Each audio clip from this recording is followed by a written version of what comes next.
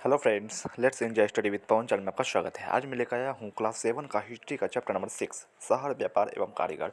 देखिए, मैं इस वीडियो में केवल उन्हीं पॉइंट्स को हाईलाइट करके बता रहा हूँ जो केवल किसी भी कॉम्पिटिटिव एग्जाम के पर्सपेक्टिव से काफ़ी ज़्यादा इंपॉर्टेंट है। चाहे वो बीपीएससी ट्री का एग्जाम हो, चाहे वो बीएसएससी 10+2 लेवल का एग्जाम हो, एसएससी रेलवे या फिर कोई अदर कॉम्पिटिटिव एग्जाम हो। तो आइए स्टार्ट करते हैं अपने इस वीडियो को। देखिए, इसमें सबसे पहला पॉइंट जो है कि मध्यकाल में दक्षिण भारत के प्रमुख शहर थे कांचीपुरम, मदुरई, तंजावुर आदि। मध्यकाल में दक्षिण भारत के प्रमुख शहर थे कौन कौन? कांचीपुरम, मदुरई, तंजावुर, ये सब थे। फिर नेक्स्ट पॉइंट है कि मध्यकाल में उत्तर भारत के प्रमुख शहर कौन थे? तो दिल्ली, आगरा, लाहौर इत्यादि। मध्यकाल में उत्तर भारत के प्रमुख शहर कौन थे? दिल्ली, आगरा, लाहौर आदि।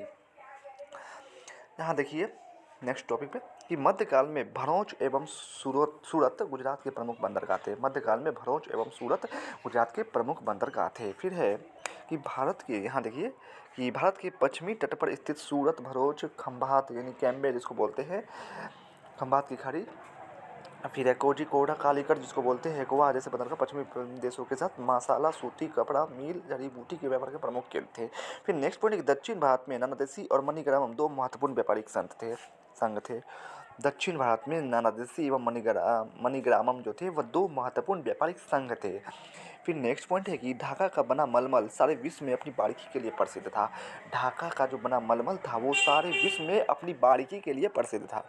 फिर नेक्स्ट पॉइंट है कि पुर्तगाल भारत में व्यापारिक पैठ जमाने वाला प्रथम यूरोपीय देश था। ये तो पता ही है कि पुर्तगाल जो था भारत में व्यापारिक पैठ जमाने वाला प्रथम यूरोपीय देश था। फिर यहाँ ये नीचे कि मंदिरों के निर्माण तथा उनके रख रखाव के लिए शिल्पी जन बहुत ही महत्वपूर्ण थे। शिल्पी जन बहुत ही महत्वपूर्ण थे, यानी मध्यकाल में मंदिरों के निर्माण तथा उनके रख रखाव के लिए शिल्पी जन जो थे वो बहुत ही महत्वपूर्ण थे।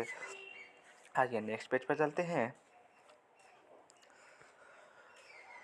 ये देखिए डच ईस्ट इंडिया कंपनी जो है 1602 ईस्वी में आया। डच ईस्ट इंडिया कंपनी 1602 ईस्वी में आया है भारत। फिर ब्रिटिश ईस्ट इंडिया कंपनी जो है 31 दिसंबर 1600 ईस्वी को भारत आया था। फिर है फ्रांसीसी ईस्ट इंडिया कंपनी 1664 ईस्वी में भारत आया था।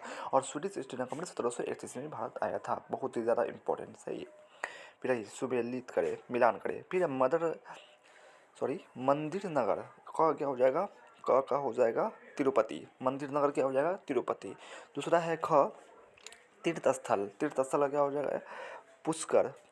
पुष्कर क्या था? एक तीर्थ स्थल था। फिर है प्रशासनिक नगर। दिल्ली क्या था उस समय? मध्यकाल में प्रशासनिक नगर था। फिर है घ में बंदरगाह नगर। बंदरगाह नगर किसे बोला जाता था? गोवा को बंदरगाह नगर बोला जाता था।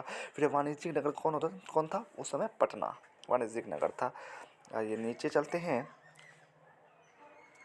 कि दक्षिण भारत में कांचीपुरम एवं मसूलीपट्टनम सूती वस्त्र निर्माण के मुख्य केंद्र थे। खंभात के रेशमी कपड़े की मांग अधिक थी।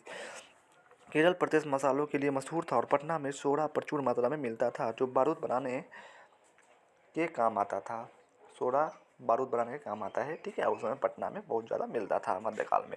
फिर नीचे आइए कि धातु मूर्ति निर्माण के लुप्त मोम तकनीक के क्या लाभ है। तो देखिए धातु मूर्ति निर्माण क्या था इसको समझिए आप कि धातु मूर्ति निर्माण के प्रश्न 11 कि धातु मूर्ति निर्माण के लुप्त मोम तकनीक से धातु की मूर्तियां बनाना आसान और अधिक आर्थिक दृष्टि से लाभकारी है। इस तकनीक से विभिन्न धातुओं की मूर्तियां बनाई जा सकती है।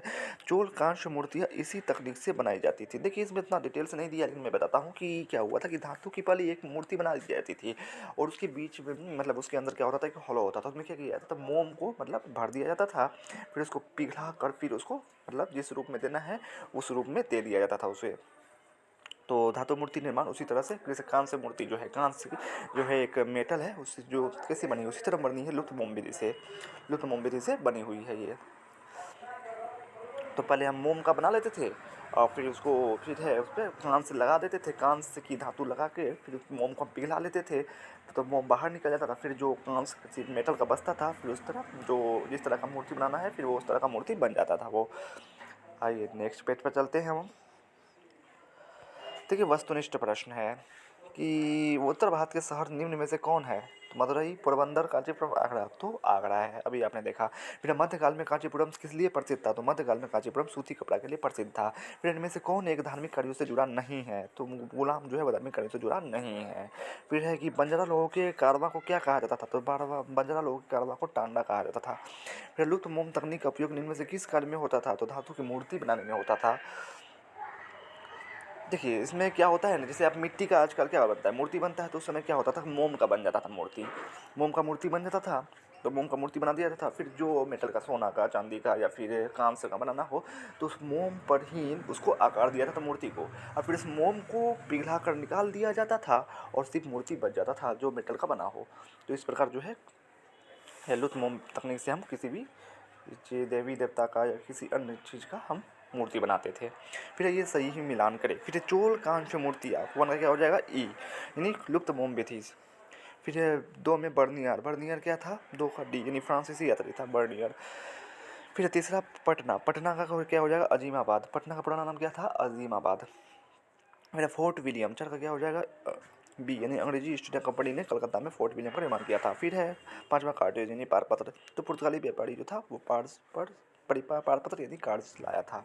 तो इस तरह आपका क्लास 7 का चैप्टर नंबर 6 का जो भी इम्पोर्टेंट पॉइंट था वो समाप्त होता है।